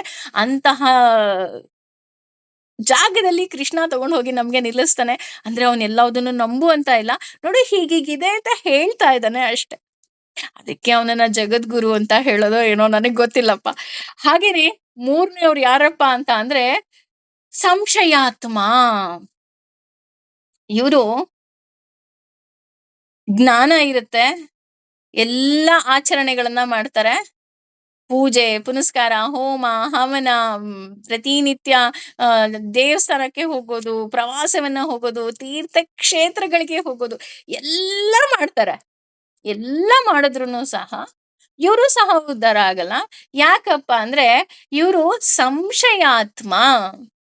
ಸಂಶಯ ಪಡ್ತಾ ಇರ್ತಾರೆ, ಪ್ರತಿಯೊಂದಕ್ಕೂ ಸಂಶಯ ಪಡ್ತಾ ಇರ್ತಾರೆ. ಈ ಮೇಲಿನ ಇಬ್ರು ಏನಿದ್ದಾರೆ, ಇವರು ಬೆಟರ್ ಅಂತೆ ಕಂಪೇರ್ ಟು ಸಂಶಯಾತ್ಮಗೆ. ಯಾಕೆ ಅಂತ ಅಂದ್ರೆ ಆ ಒಂದು ಮನಸ್ಸಿಗೆ ಸಂಬಂಧಪಟ್ಟಿದ್ದು, ಇನ್ನೊಂದು ಬುದ್ಧಿಗೆ ಸಂಬಂಧಪಟ್ಟಿದ್ದು. ಇವತ್ತೆಲ್ಲ ನಾಳೆ ಹೊಡೆದು ಬಡ್ದು ಅವ್ರನ್ನ ದಾರಿಗೆ ತಂದ್ಬಿಡ್ಬಹುದು. ಆದ್ರೆ ಈ ಸಂಶಯಾತ್ಮಗಳಿಗೆ ನೀವೇನ್ ಮಾಡ್ತೀರಾ? ಹೇಳ್ತಾ ಹೋಗ್ತಾರಲ್ಲ, ಕುಡುಕನ್ ಜೊತೆನೋ ಬಡವನ್ ಜೊತೆನೋ ಯಾರ್ ಜೊತೆನೋ ನಾನ್ ಬಾಳ್ವೆ ಮಾಡ್ಬಿಡ್ಬೋದು, ಆದ್ರೆ ಸಂಶಯ ಇರೋ ಗಂಡನ್ ಜೊತೆ ನಾನು ಹೇಗಮ್ಮ ಬಾಳ್ವೆ ಮಾಡಿ ಅಂತ ಹೇಗೆ ಒಬ್ಳು ಮಗಳು ತನ್ನ ಅಳಲನ್ನ ತೋಡ್ಕೊಂತಾಳೆ, ಹಾಗೆ ಇಲ್ಲಿ ಇವನು ಸಂಶಯ, ಪ್ರತಿಯೊಂದಕ್ಕೂ ಸಂಶಯ. ನೀವು ಹೂವೇರಿಸ್ರಿ, ಹೂವೇರಿಸಿದ್ರೆ ಒಳ್ಳೇದಾಗುತ್ತೋ ಒಳ್ಳೇದಾಗಲ್ವೋ, ಇದಕ್ ನಾನು ಇಷ್ಟೊಂದು ದುಡ್ಡು ಖರ್ಚು ಮಾಡಿದ್ದೀನಿ, ಮಾಡ್ಲಾ ಬೇಡ್ವಾ? ಅಥವಾ ಊಟ ಮಾಡ್ರಿ, ಇದು ಪ್ರಸಾದ ಕಣ್ರಿ ಅಂತ ಅಂದ್ರೆ, ಅಯ್ಯೋ ಇದಕ್ಕೆ ಯಾರು ವಿಷ ಹಾಕ್ಬಿಟ್ಟಿದ್ರೆ ನಾನು ಏನ್ ಮಾಡ್ಲಿ, ಅಥವಾ ನಾನು ಹಾಸ್ಪಿಟ್ಲಿಗೆ ಹೋಗ್ಬೇಕಾಗತ್ತೆ, ಹಾಗೆ ಹೀಗೆ ಪ್ರತಿಯೊಂದಕ್ಕೂ ನೀನು ಸಂಶಯ ಪಡ್ತಾ ಇದೀಯಾ ಅಂತ ಅಂದ್ರೆ ನೀನು ಪರಲೋಕದಲ್ಲಿ ಬಿಟ್ಬಿಡು. ನೀನು ಸತ್ತ ಮೇಲೆ ಭಗವಂತನ ಸಾನ್ನಿಧ್ಯದಲ್ಲಿ ಸುಖ ಪಡೋದು ಸೆಕೆಂಡ್ರಿ. ನೀನು ಇರುವಾಗಲೇ ಈ ಜನ್ಮದಲ್ಲೇ ನೀನು ಸಂತೋಷವಾಗಿ ಇರೋದಕ್ಕೆ ಸಾಧ್ಯನೇ ಇಲ್ಲ. ಅದಕ್ಕೋಸ್ಕರ ಹೇಳ್ತಾ ಇದ್ದಾರೆ, ಅವರಿಗೆ ಒಂದು ಮೈಂಡ್ ಸೆಟ್ ಇರೋದಿಲ್ವಂತೆ. ಹಾಗಾಗಿ ಅವ್ರೇನ್ ಮಾಡ್ತಾರೆ, ಪ್ರತಿಯೊಂದಕ್ಕೂ ಸಂಶಯ ಪಡ್ತಾ ಇರ್ತಾರೆ. ಹೀಗ್ ಮಾಡಿದ್ರೆ ಹಾಗೋಗ್ಬಿಡುತ್ತೆ, ಇವ್ರೇನೋ ಹೇಳ್ಕೊಟ್ಟಿರ್ಬೇಕು, ಅವ್ರೇನೋ ಹೇಳ್ಕೊಟ್ಟಿರ್ಬೇಕು, ಹಂಗಾಗಿ ಹಿಂಗೆಲ್ಲ ಆಗ್ತಾ ಇದೆ ಅಲ್ವಾ? ನಾವು ಸಹ ಈ ತರ ಕ್ಯಾರೆಕ್ಟರ್ ಇರೋರು ಯಾರನ್ನೋ ಒಬ್ರನ್ನ ನಮ್ ಜೀವನದಲ್ಲಿ ನೋಡಿರ್ತೀವಿ ಅಂತ ಅನ್ಕೊಂತೀನಿ. ಈ ತರಹದವರಿಗೆ ನಿಜವಾಗ್ಲೂ ಸಹ ಒಳ್ಳೇದಾಗೋದಿಕ್ಕೆ ಸಾಧ್ಯವೇ ಇಲ್ಲ, ಉದ್ಧಾರ ಆಗೋದೇ ಇಲ್ಲ ಅಂತ ಹೇಳ್ತಾ ಇದ್ದಾನೆ ಕೃಷ್ಣ. ಅಂದ್ರೆ ಈಗ ಒಬ್ಬನಿಗೆ ಏನೋ ಒಂದು ಸಂಶಯ ಇದೆ ಅಂತ ಅನ್ಕೊಳ್ಳೋಣ. ಅಯ್ಯೋ ಕಾಗೆ ಬಂದ್ ಕೂತ್ಕೊಂತು, ಇವತ್ ನಾನು ಹೊರಗಡೆ ಹೋದ್ರೆ ಅಷ್ಟೇಪಾ ಅಂತ ಅನ್ಕೊಂಡು ಆ ಸಂಶಯದಲ್ಲೇ ಹೋದ ಅಂದ್ರೆ ಅವನ್ಗೆ ಏನು ಕೆಟ್ಟದಾಗುತ್ತೋ ಒಳ್ಳೇದಾಗುತ್ತೋ ಸೆಕೆಂಡ್ರಿ. ಆ ಕೇವಲ ಆ ಮೈಂಡ್ ಸೆಟ್ ಏನ್ ಮಾಡ್ತಾ ಹೋಗುತ್ತೆ, ಅವನನ್ನ ಅಧೋಗತಿಗೆ ತಗೊಂಡು ಹೋಗುತ್ತೆ ಅಲ್ವಾ? ಈಗ ಅಂತಹ ವ್ಯಕ್ತಿಗಳಿಗೆ ಅಪ್ಪಿತಪ್ಪಿ ಏನಾದ್ರು ನಮ್ಮ ಮನೆ ಮಕ್ಕಳನ್ನ ಕೊಟ್ಟಿವಿ ಅಂತ ಅನ್ಕೊಳ್ಳೋಣ. ಅವಾಗ ಏನಾಗ್ತಾ ಹೋಗ್ತಾನೆ, ಅವ್ನು ಕೂತ್ರೆ ಸಂಶಯ, ನಿಂತರೆ ಸಂಶಯ. ಅಮ್ಮಂಗ್ ಫೋನ್ ಮಾಡಿದ್ಯಾ, ಅಮ್ಮ ಏನೋ ಕಂಪ್ಲೇಂಟ್ ಹೇಳ್ಕೊಟ್ಬಿಟ್ಲು, ಅತ್ತೆ ಏನೋ ಕಂಪ್ಲೇಂಟ್ ಹೇಳ್ಕೊಟ್ಬಿಟ್ರು, ಅಯ್ಯೋ ಊರ್ಗ್ ಹೋಗಿದ್ದಾಳೆ, ಊರಲ್ಲೇನೋ ಮಾಟ ಮಾಡಿಸ್ಬಿಡ್ತಾಳೆ, ಮಂತ್ರ ಮಾಡಿಸ್ಬಿಡ್ತಾಳೆ. ಈ ತರಹದ ಸಂಶಯ ಇರುವಂತಹ ವ್ಯಕ್ತಿ ಖಂಡಿತವಾಗಿಯೂ ಉದ್ಧಾರ ಆಗೋದಿಕ್ಕೆ ಸಾಧ್ಯ ಇಲ್ಲ. ಇದಕ್ಕೆ ಒಂದು ಕತೆ ಹೇಳ್ಬೇಕು ಅಂತ ಅಂದ್ರೆ, ಒಬ್ರು ಇರ್ತಾರೆ, ಅವರಿಗೆ ಇಬ್ರು ಮಕ್ಕಳು. ಆ ಇಬ್ರು ಮಕ್ಕಳಲ್ಲಿ ಜ್ಯೋತಿಷ್ಯರು ಹೇಳ್ಬಿಟ್ಟಿರ್ತಾರೆ, ನಿಮಗೆ ಎರಡನೇ ಮಗ ಮಾತ್ರ ನೋಡ್ಕೊಳ್ಳೋದು, ಮೊದಲನೇ ಮಗ ನೋಡ್ಕೊಳ್ಳೋದಿಲ್ಲ, ಮೊದಲನೇ ಸೊಸೆ ಕೆಟ್ಟವಳು, ಹಾಗೆ ಹೀಗೆ ಅಂತೆಲ್ಲ ಅವ್ರ ತಲೆ ತುಂಬಿಟ್ಟಿರ್ತಾರೆ ಅನ್ಕೊಳ್ಳೋಣ. ಅವರಿಗೆ ಮೊದಲು ಸಂಶಯನೂ ಇರುತ್ತೆ, ಅದ್ರ ಮೇಲೆ ಇದು ಸೇರ್ಬಿಟ್ಟು ಈ ಬ್ರೆಡ್ ಮೇಲೆ ಬಟರ್ ಹಾಕದಂಗೆ ಅವ್ರ ಆತರ ಮೆಂಟಾಲಿಟಿ ಇರುತ್ತೆ ಅಂತ ಅನ್ಕೊಳ್ಳೋಣ. ಅವ್ರಿಗೇನಾಗ್ತಾ ಇರುತ್ತೆ, ಪಾಪ ಆ ದೊಡ್ಡ ಮಗ, ದೊಡ್ಡ ಸೊಸೆ ಎಷ್ಟೇ ಪ್ರೀತಿಯಾಗಿ ನೋಡ್ಕೊಂಡ್ರೂ ಸಹ ಅವ್ರ ತಲೆನಲ್ಲಿ ಸಂಶಯ ಇರುತ್ತೆ, ಡೌಟ್ ಇರುತ್ತಲ್ವಾ? ಅಯ್ಯೋ ಇವಳು ಇವತ್ತು ಪಾಪ ಹುಷಾರಿಲ್ಲ ಅಂತ ಹಾಲು ಕೊಟ್ರು, ಅಯ್ಯೋ ಇವ್ರೇನೋ ವಿಷ ಹಾಕೊಟ್ಬಿಟ್ಟಿದ್ದಾರೆ. ಅಥವಾ ಮಾತ್ರೆ ಕೊಟ್ರು, ಅಯ್ಯೋ ಇಲ್ಲ ಇವಳು ಡಾಕ್ಟರ್ಗೆ ಹೇಳ್ಬಿಟ್ಟು ಯಾವುದೋ ಮೆಡಿಸಿನ್ ಕೊಟ್ಬಿಟ್ಟಿದ್ದಾಳೆ.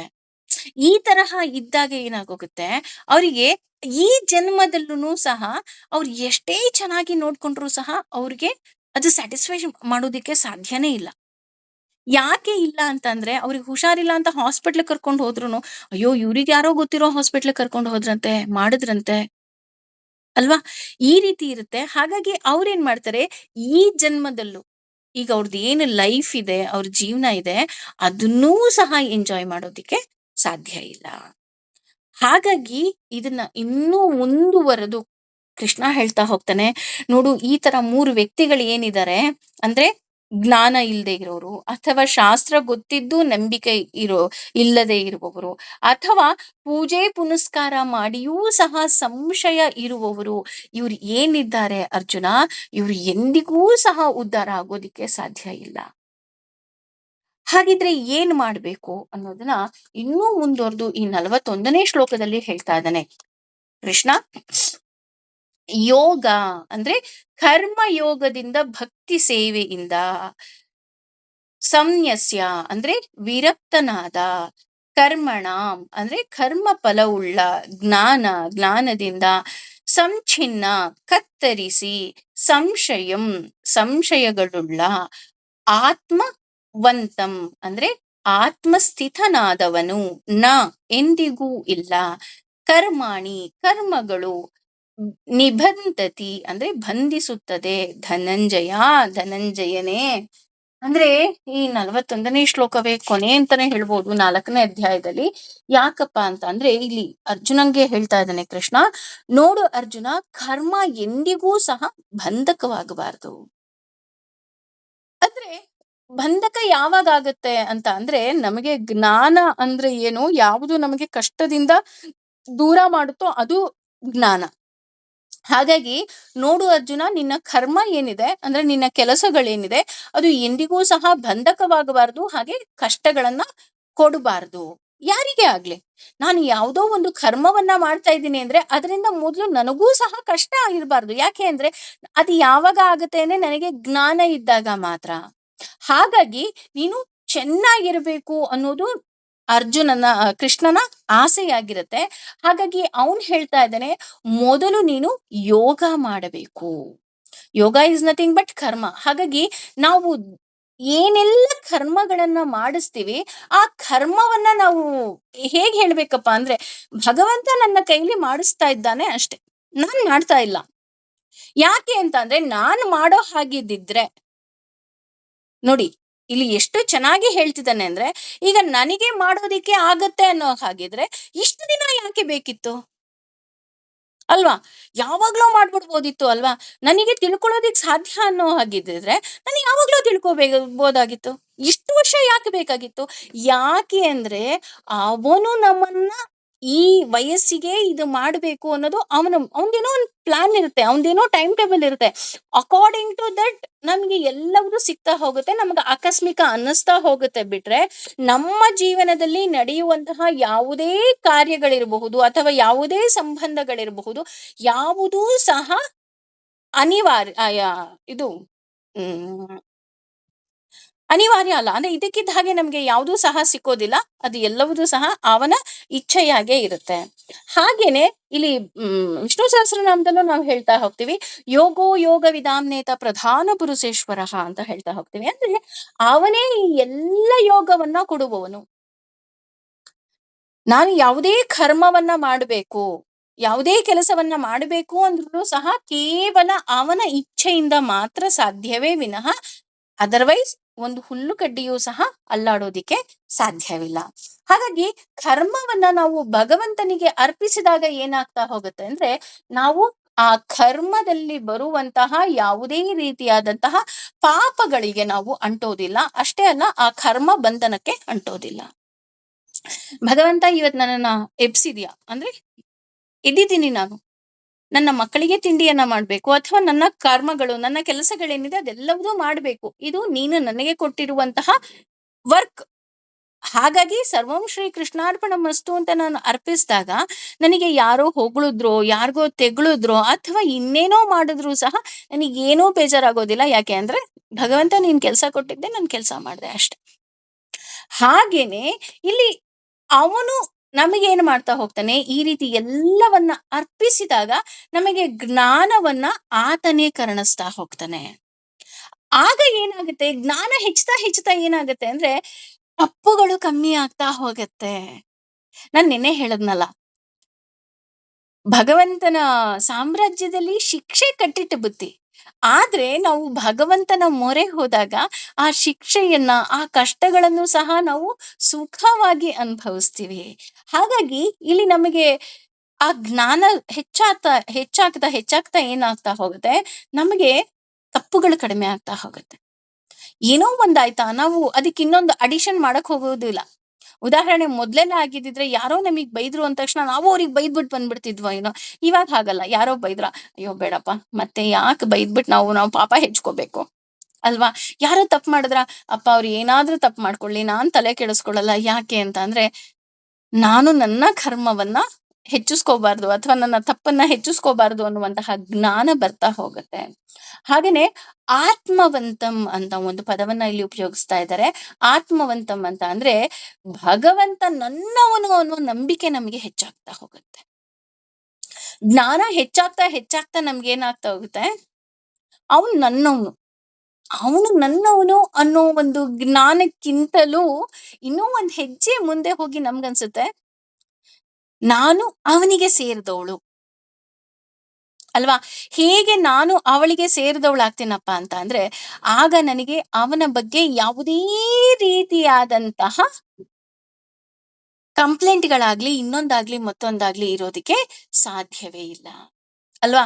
ಭಗವಂತ ನನ್ನವನಲ್ಲ, ಅವನು ಎಲ್ರಿಗೂ ಸೇರಿದವನು. ಆದ್ರೆ ನಾನು ಅವನಿಗೆ ಸೇರಿದವನು. ಹಾಗಾಗಿ ಭಗವಂತ, ನೀನ್ ನನ್ನ ಕೈಲಿ ಏನ್ ಬೇಕಾದ್ರೂ ಕೆಲಸಗಳನ್ನ ಮಾಡ್ಸಪ್ಪ ಅಂತ ಹೇಳಿ ನಾನು ಅವನಿಗೆ ಶರಣಾಗ್ಬೇಕಾಗತ್ತೆ. ಹಾಗೇನೆ ಆಗ ನನ್ನವನು ಅಂತ ಇಲ್ಲಿ ಯಾಕೆ ಈ ಪದವನ್ನ ಬಳಸಿದ್ದಾರೆ ಅಂದ್ರೆ, ಈಗ ನನ್ ಗಂಡಂಗೋಸ್ಕರ, ನನ್ ಮಗಳಿಗೋಸ್ಕರ, ಅಥವಾ ಹೇಗೆ ನಾವು ನಮ್ಮ ಮನೆಯವ್ರಿಗೋಸ್ಕರ ಅಂತ ಕೆಲಸಗಳನ್ನ ಮಾಡ್ತಾ ಹೋಗ್ತೀವಿ, ಹಾಗೆ ನಮ್ಮ ಎಲ್ಲ ಕೆಲಸಗಳನ್ನ ಭಗವಂತನಿಗೋಸ್ಕರ ಅಂತ ನಾವು ಮಾಡೋದಿಕ್ಕೆ ಶುರು ಮಾಡ್ತೀವಿ. ಆಗ ನಮ್ಮ ಎಲ್ಲ ಕೆಲಸಗಳನ್ನ ಭಗವಂತನಿಗೆ ಅರ್ಪಿಸಿದಾಗ ನಮಗೆ ತಿಳಿತಾ ಬರೋದು ಒಂದೇ, ಹುಟ್ಟಿನಿಂದ ಸಾಯುವವರೆಗೂ ಇರುವಂತಹ ಏಕೈಕ ಜೀವಿ ಯಾರಾದ್ರೂ ನನ್ನ ಜೊತೆ ಇದ್ರೆ ಅದು ನನ್ನ ಭಗವಂತ. ಹಾಗೇನೆ ಆ ಇಲ್ಲಿ ಹೇಳ್ತಾ ಹೋಗ್ತಾರೆ, ಪ್ರತಿಯೊಂದನ್ನು ಸಹ ಭಗವಂತನಿಗೆ ನಾವು ಅರ್ಪಿಸಿದಾಗ ನಾವು ಯಾವುದೇ ರೀತಿಯಾದಂತಹ ಕರ್ಮ ಬಂಧನಗಳಿಗೆ ನಾವು ಒಳಗಾಗೋದಿಲ್ಲ. ಇಲ್ಲಿ ಧನಂಜಯ ಅಂತ ಬಳಸ್ತಾ ಇದ್ದಾನೆ. ಯಾಕೆ ಇಲ್ಲಿ ಭಗವಂತ ಧನಂಜಯ ಅಂತ ಬಳಸ್ತಾ ಇದ್ದಾನಪ್ಪ ಅಂತ ಅಂದ್ರೆ, ದೇವರೇ ಅತಿ ದೊಡ್ಡ ಸಂಪತ್ತು ಎಂದು ತಿಳಿದು ನಡೆದವನು ಅರ್ಜುನ. ಅರ್ಜುನನಿಗೆ ಗೊತ್ತಿತ್ತು, ನನಗೆ ಎಷ್ಟೇ ಸಂಪತ್ತು ಬರ್ಲಿ, ಏನೇ ಬರ್ಲಿ, ಎಲ್ಲವುದೂ ಸಹ ಅವನು ನೀಡಿದ್ದು ಅನ್ನುವಂತಹ ಒಂದು ಸಂಪೂರ್ಣ ಶರಣಾಗತಿ ಏನಿತ್ತು ಅದು ಅರ್ಜುನನಲ್ಲಿ ಇತ್ತು. ಹಾಗಾಗಿ ಅವನಿಗೆ ಧನಂಜಯ ಅಂತ ಕರೀತಾರೆ. ಧನ ಅಂದ್ರೆ ಅವನ ಹತ್ರ ತುಂಬಾ ದುಡ್ಡಿತ್ತು ಅಂತ ಅಲ್ಲ, ದೇವರೇ ದೊಡ್ಡ ಸಂಪತ್ತು ಎಂದು ತಿಳಿದವನು ಅರ್ಜುನ. ಹಾಗಾಗಿ ಅವನನ್ನ ಧನಂಜಯ ಅಂತ ಕರೀತಾ ಹೋಗ್ತಾರೆ. ಈ 41 ಶ್ಲೋಕದಲ್ಲಿ ಕರ್ಮಯೋಗದ ಅಷ್ಟು ಅರ್ಥಗಳನ್ನ ಇಲ್ಲಿ ನಾವು ತಿಳ್ಕೊಂಡ್ರೆ, ಈ 42ನೇ ಶ್ಲೋಕ ಏನಿದೆ ಇದು ಕಂಪ್ಲೀಟ್ ಅಷ್ಟರ ಸಾರ ಅಂತ ಹೇಳಿದ್ರೆ ಖಂಡಿತವಾಗ್ಲೂ ತಪ್ಪಾಗೋದಿಲ್ಲ. ಹಾಗಾಗಿ ಇಷ್ಟು ಏನು ಕರ್ಮಯೋಗದ ಬಗ್ಗೆ ಹೇಳ್ತಾ ಹೋದ ಭಗವಂತ, ಜ್ಞಾನಯೋಗದ ಬಗ್ಗೆ, ಆ ಜ್ಞಾನಯೋಗದ ಅಷ್ಟೂ ಸಾರವನ್ನ ಈ 42ನೇ ಶ್ಲೋಕದಲ್ಲಿ ಹೇಳ್ತಾ ಹೋಗ್ತಾನೆ. ತಸ್ಮಾತ್, ಆದ್ದರಿಂದ, ಅಜ್ಞಾನ ಸಂಭೂತಂ, ಅಜ್ಞಾನದಿಂದ ಹುಟ್ಟಿದ, ಹೃತ್ಸ್ನಂ ಅಂದ್ರೆ ಹೃದಯ ಸ್ಥಿತವಾದ, ಜ್ಞಾನದ, ಆಸೀನ ಅಂದ್ರೆ ಆಯುಧದಿಂದ, ಆತ್ಮನ ಅಂದ್ರೆ ತನ್ನ, ಚಿತ್ವ ಅಂದ್ರೆ ಕತ್ತರಿಸು, ಏನಂ ಈ ಸಂಶಯವನ್ನ, ಯೋಗಂ ಯೋಗದಲ್ಲಿ, ಅತಿಷ್ಠಿ ಅಂದ್ರೆ ನೆಲಸು, ಉತ್ತಿಷ್ಠ ಹೊರಡು ಅಂದ್ರೆ ಎದ್ದೇಳು, ಭಾರತ ಭರತ ಕುಲದಲ್ಲಿ ಹುಟ್ಟಿರುವವನೇ.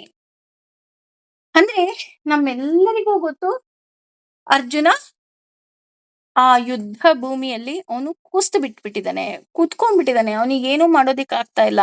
ಅವನಿಗೆ ಅವನದೇ ಆದಂತಹ ಗೊಂದಲಗಳು ಹಾಗೂ ಸಂಶಯಗಳು ಅವನಲ್ಲಿ ಇದೆ. ಹಾಗಾಗಿ ಇಲ್ಲಿ ಭಾರತ ಅಂತ ಬಳಸ್ತಾ ಇದ್ದಾನೆ. ಯಾಕೆ ಅಂದ್ರೆ ಜ್ಞಾನದ ದೀಪವಾಗಿ ನಾನಿದ್ದೀನಿ, ಅಷ್ಟೇ ಅಲ್ಲ ಜ್ಞಾನವನ್ನ ಪಡೆಯೋದಿಕ್ಕೂ ಸಹ ನೀನು ಯೋಗ್ಯನಾಗಿದ್ದೀಯಾ. ಹಾಗಾಗಿ ತಸ್ಮಾದ್ ಆದ್ದರಿಂದ, ಅಂದ್ರೆ ಈ ಕುರುಕ್ಷೇತ್ರದಲ್ಲಿ ಈ ಕುರುಕ್ಷೇತ್ರದಲ್ಲಿ ನೀನು ಕೂತ್ಕೊಂಡ್ಬಿಟ್ಟಿದ್ಯಲ್ಲ, ಹಾಗಾಗಿ ಯಾವುದೇ ರೀತಿಯಾದಂತಹ ಸಂಶಯಗಳು ನಿನಗೆ ಇರಬಾರ್ದು. ಯಾಕೆ ಸಂಶಯ ಇರಬಾರ್ದು? ಇಲ್ಲಿ ಸಂಶಯಕ್ಕೆ ಮೂಲ ಕಾರಣ ಏನು ಅಂತ ಅನ್ನೋದು ನಮ್ಗಾಗ್ಲೇ ಗೊತ್ತಾಗೋಗ್ಬಿಟ್ಟಿದೆ. ಅದು ಅಜ್ಞಾನ ಅಲ್ವಾ? ಸಂಶಯಕ್ಕೆ ಅಥವಾ ನಮ್ಮ ಎಲ್ಲ ಗೊಂದಲಕ್ಕೆ ಇಲ್ಲಿ ಅರ್ಜುನನಿಗೆ ಆಗಿದ್ದು ಅಷ್ಟೇ. ಅವನು ಅಜ್ಞಾನಿ ಅಲ್ಲ, ಅವನು ಜ್ಞಾನಿ. ಅದಕ್ಕೋಸ್ಕರನೇ ಅವನನ್ನ ಭಾರತ ಅಂತ ಕರಿತಾ ಇದ್ದಾನೆ. ಆದ್ರೆ ಇಲ್ಲಿ ಸಂಶಯ ಯಾಕೆ ಅವನಿಗಿದೆ ಅಂದ್ರೆ ಅವನಿಗಿರುವಂತಹ ಅಜ್ಞಾನದಿಂದ. ಏನೋ ಒಂದು ಕನ್ನಡಿ ಇದೆ, ಮುಂದೆ ದಾರಿ ಇದೆ, ಆದ್ರೆ ಏನೋ ಒಂದು ಅಡ್ಡ ಆಗೋಗ್ಬಿಟ್ಟಿದೆ, ಕಸ ಕೂತ್ಬಿಟ್ಟಿದೆ. ನಾವ್ ಏನ್ ಮಾಡ್ಬೇಕು? ಆ ಕನ್ನಡಿಯನ್ನ ನೀಟಾಗಿ ಒರೆಸ್ಬೇಕು. ಅದೇ ರೀತಿ ಈ ಸಂಶಯಕ್ಕೆ ಮೂಲ ಕಾರಣ ಏನು ಅಂತ ಹುಡುಕಿದ್ರೆ ಅದು ಅವನಲ್ಲಿದ್ದಂತಹ ಅಜ್ಞಾನ, ನಾನು ನನ್ನದು ಅನ್ನುವಂತಹ ಅಜ್ಞಾನ ಅವನಲ್ಲಿತ್ತು.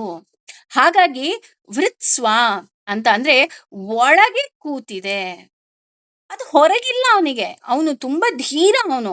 ಆದ್ರೆ ಈ ಸಂಶಯ ಏನಾಗಿದೆ, ಎಲ್ಲೋ ಒಳಗಡೆ ಕೂತ್ಕೊಂಡ್ಬಿಟ್ಟಿದೆ. ಈಗ ನಮಗೂ ಅಷ್ಟೇ ಸಂಶಯ ಎಲ್ಲಿದೆ, ಡೌಟ್ ಎಲ್ಲಿದೆ ಅಂತಂದ್ರೆ ಎಲ್ಲೋ ಒಂದು ಮೂಲೆನಲ್ಲಿ, ಅಯ್ಯೋ ನನ್ನ ಮಕ್ಳು ನೋಡ್ಕೊಂತಾರ, ಮರಿ ನೋಡ್ಕೊಳ್ತಾರ, ಏನೋ ಆಗಿದ್ಯಾ, ಹಾಗಾಗಿದ್ಯಾ, ಹೀಗಾಗಿದ್ಯಾ, we are having so many doubts. ಅದು ಎಲ್ಲಿದೆ? ಹೃತ್ಸ್ವ ಒಳಗಡೆ ಕೂತ್ಕೊಂಡ್ಬಿಟ್ಟಿದೆ. ಹಾಗಾಗಿ ಏನ್ ಮಾಡ್ಬೇಕು? ಆ ಒಳಗಿನಿಂದ ಅದನ್ನ ಕಿತ್ ಹಾಕಬೇಕು. ಭಗವಂತನ ಬಗ್ಗೆ ಪ್ರೀತಿ ಇರ್ಬೋದು, ಭಗವಂತನ ಬಗ್ಗೆ ಒಲಿವಿರ್ಬೋದು, ಪ್ರತಿಯೊಂದು ಅಷ್ಟೇ ನಾವು ಒಳಗಿನಿಂದ ಅದು ಮೂಡ್ತಾ ಇರ್ಬೇಕಾಗತ್ತೆ. ಹಾಗಾಗಿ ಈ ಟೆಂಪರರಿ ಏನು ಅದು ಒಂದು ಅಡ್ಡ ಏನೋ ಇದೆ, ಅದನ್ನ ಏನ್ ಮಾಡ್ಬೇಕಪ್ಪ ಅಂತ ಅಂದ್ರೆ ಎಷ್ಟು ಚೆನ್ನಾಗಿ ಹೇಳ್ತಾನೆ ಇಲ್ಲಿ ಅಂತ ಅಂದ್ರೆ, ಜ್ಞಾನ ಅನ್ನೋದು ಇಲ್ಲಿ ಆಯುಧ, ಕತ್ತಿ ಅಂತ ಹೇಳ್ತಾ ಇದ್ದಾನೆ ಇಲ್ಲಿ ಅರ್ಜುನ. ನೋಡಿ, ನಮಗೆ ಜ್ಞಾನ ಅನ್ನೋದು ದೀಪ ಅಂತ ಹೇಳಿದ್ರೆ, ಇಲ್ಲಿ ಅರ್ಜುನನಿಗೆ ಜ್ಞಾನ ಅನ್ನೋದು ಕತ್ತಿ ಅಂತ ಹೇಳ್ತಾ ಇದ್ದಾನೆ. ಯಾಕೆ ಅಂತ ಅಂದ್ರೆ ಆತ್ಮ ಅಂದ್ರೆ ಜೀವ ಅಂತ ಗೊತ್ತು, ಜೀವ ಅಂದ್ರೆ ಭಗವಂತ ಅನ್ನೋದು ಅರ್ಜುನನಿಗೂ ಗೊತ್ತಾಗೋಗಿದೆ, ಅಟ್ ದ ಸೇಮ್ ಟೈಮ್ ನಮಗೂ ಗೊತ್ತಾಗೋಗಿದೆ. ಹಾಗಾಗಿ ಈ ಸಂಶಯ ಅನ್ನೋ ಏನು ಒಂದು ಅಡ್ಡ ಪರ್ದೆ ಇದೆ, ಅದನ್ನ ಜ್ಞಾನ ಅನ್ನೋ ಕತ್ತರಿಯಿಂದ ಈ ಅಜ್ಞಾನವನ್ನ ನೀನು ಸಾಯಿಸು. ಅಂದ್ರೆ ಇಲ್ಲಿ ಸಂಶಯ ಅನ್ನೋದು ಸಹ ಅಜ್ಞಾನದಿಂದ ಬಂದಿರೋದ್ರಿಂದ ಅವನು ಹೇಳ್ತಾ ಇರೋದು, ಈ ಜ್ಞಾನ ಅನ್ನೋ ಕತ್ತಿಯಿಂದ ನೀನೇನ್ ಮಾಡು, ಈ ಅಜ್ಞಾನವನ್ನ ನೀನು ಸಾಯಿಸ್ಬಿಡು. ಅವಾಗ ಏನಾಗತ್ತೆ? ನಿಂದೆಲ್ಲಾ ಡೌಟು ಅಲ್ಲೇ ಕ್ಲಿಯರ್ ಆಗ್ಬಿಡತ್ತೆ. ನಿನಗೆ ಏನೇನು ಸಂಶಯಗಳಿದೆ ಎಲ್ಲವೂ ಸಹ ನಿನಗೆ ತಿಳಿತಾ ಹೋಗುತ್ತೆ. ಚಿದ್ವಂತಂ ಅಂತ ಅಂದ್ರೆ ಕಡ್ದು ಹಾಕ್ಬಿಡು. ಒಂದು ಸಲ ಅದನ್ನ ನೀನು ತೊಡೆದು ಹಾಕ್ಬೇಕು. ಹೆಂಗೆ ತೊಡೆದು ಹಾಕ್ಬೇಕಪ್ಪ ಅಂತಂದ್ರೆ ಮತ್ತೆ ಮತ್ತೆ ಅದು ನಮಗೆ ಡೌಟ್ ಬರಬಾರ್ದು, ಆ ರೀತಿ ನೀನು ಅದನ್ನ ತೊಡೆದು ಹಾಕ್ಬಿಡು. ಹಾಗೆ ನೀನು ಒಬ್ಬ ವಿದ್ಯಾರ್ಥಿ ಇರ್ತಾನೆ, ಎಲ್ಲ ಸ್ಟೂಡೆಂಟ್ಸ್ ಎಕ್ಸಾಮ್ ಬರೆಯಕ್ ಹೋಗಿರ್ತಾರಲ್ವಾ, ಆ ಒಬ್ಬ ವಿದ್ಯಾರ್ಥಿ ಮಾತ್ರ ಏನ್ ಮಾಡ್ತಿರ್ತಾನೆ, ಅವ್ರ ಕ್ವಶನ್ ಪೇಪರ್ ಕೊಡ್ತಿದ್ದಂಗೆ ಆರಾಮಾಗಿ ಬರ್ಕೊಂಡು ಹೋಗ್ತಾನೆ. ಯಾಕೆ ಅವನು ಆರಾಮಾಗಿ ಬರ್ಕೊಂಡು ಹೋಗ್ತಾನಪ್ಪ ಅಂತ ಅಂದ್ರೆ ಅವನಿಗೆ ಯಾವುದೇ ರೀತಿಯಾದಂತಹ ಡೌಟ್ ಇರೋದಿಲ್ಲ, ಸಂಶಯ ಇರೋದಿಲ್ಲ. ಅವನಿಗೆ ಗೊತ್ತು ಈ ಕ್ವಶನ್ಗೆ ಇದೇ ಆನ್ಸರು, ಈ ಕ್ವಶನ್ಗೆ ಇದೇ ಆನ್ಸರು ಅಂತ. ಇನ್ನೊಬ್ಬ ಇರ್ತಾನೆ, ಅವನಿಗೆ ಇದಾ ಅದ ಅಂತ ಅವನು ಡೌಟ್ ಪಡ್ತಾ ಇರ್ತಾನೆ. ಆ ರೀತಿ ನಾವ್ ಆಗ್ಬಾರ್ದು. ಭಗವಂತನನ್ನ ಹೇಗ್ ನಂಬೇಕಂದ್ರೆ, ಭಗವಂತ ನೀನು ಈ ಕೆಲಸವನ್ನ ನನಗೆ ಕೊಟ್ಟಿದ್ಯಾ, ನಾನ್ ಮಾಡ್ತೀನಿ. ಹಾಗೇನೆ ನೀನು ವಹಿಸಿದಂತಹ ಪ್ರತಿಯೊಂದು ಕೆಲಸವೂ ಸಹ ನಿನ್ನಿಂದಲೇ ಆಗ್ತಾ ಇದೆ. ಹಾಗಾಗಿ ಸರ್ವಂ ಶ್ರೀ ಕೃಷ್ಣಾರ್ಪಣಮಸ್ತು ಅಂತ ಆ ರೀತಿ ನಾವು ಪ್ರತಿಯೊಂದನ್ನು ಅವನಿಗೆ ಅರ್ಪಿಸಿದಾಗ ನಮ್ಗೆ ಯಾವುದೇ ರೀತಿಯಾದಂತಹ ಸಂಶಯ ಇರೋದಿಲ್ಲ, ಅಂದ್ರೆ ಅಜ್ಞಾನ ಇರೋದಿಲ್ಲ. ಅದು ಯಾಕೆ ನನ್ಗೆ ಅಜ್ಞಾನ ಇರೋದಿಲ್ಲ ಅಂದ್ರೆ ನಾವು ಜ್ಞಾನ ಅನ್ನೋ ಕತ್ತಿಯಿಂದ ಅದನ್ನ ಕತ್ತರಿಸಿದ್ದೀವಿ. ಇದರಿಂದ ಏನಾಗ್ತಾ ಹೋಗುತ್ತೆ ಅದನ್ನೇ ಹೇಳ್ತಾ ಇದ್ದಾನೆ ಕೃಷ್ಣ. ನೀನು ನಿನ್ನ ಕರ್ಮಯೋಗವನ್ನ ಮಾಡು, ಆಗ ನೀನು ಭಕ್ತಿ ಯೋಗಕ್ಕೆ ಹೋಗ್ತೀಯಾ. ಹಾಗಾಗಿ ಉತ್ತಿಷ್ಠ, ಎದ್ದೇಳು, ಸಾಕು. ಅಂದ್ರೆ ಭಗವಂತ ಇಲ್ಲಿ ಪ್ರತಿಯೊಂದು ಜ್ಞಾನವನ್ನ ಕೊಡ್ತಾ ಕೊಡ್ತಾ ಅವನೇನು ಕುಸ್ತು ಬಿದ್ಬಿಟ್ಟಿದ್ದಾನೆ, ಅವನಿಗೆ ಹೇಳ್ತಾ ಇದ್ದಾನೆ ನೀನ್ ಎದ್ದೇಳು, ಸಾಕು. ಮಾನಸಿಕವಾಗಿ ಹಾಗೂ ದೈಹಿಕವಾಗಿ ನೀನು ಫಸ್ಟ್ ಎದ್ದೇಳು. ಇಲ್ಲಿ ಮಾನಸಿಕವಾಗಿ ಅಂತಾನೆ ಯಾಕೆ ಬಯಸ್ತಾ ಇದ್ದಾನಪ್ಪ ಕೃಷ್ಣ ಅಂತ ಅಂದ್ರೆ, ನಮಗೂ ಗೊತ್ತು ಅರ್ಜುನ ದೈಹಿಕವಾಗಿ ಸದೃಢ ವ್ಯಕ್ತಿ.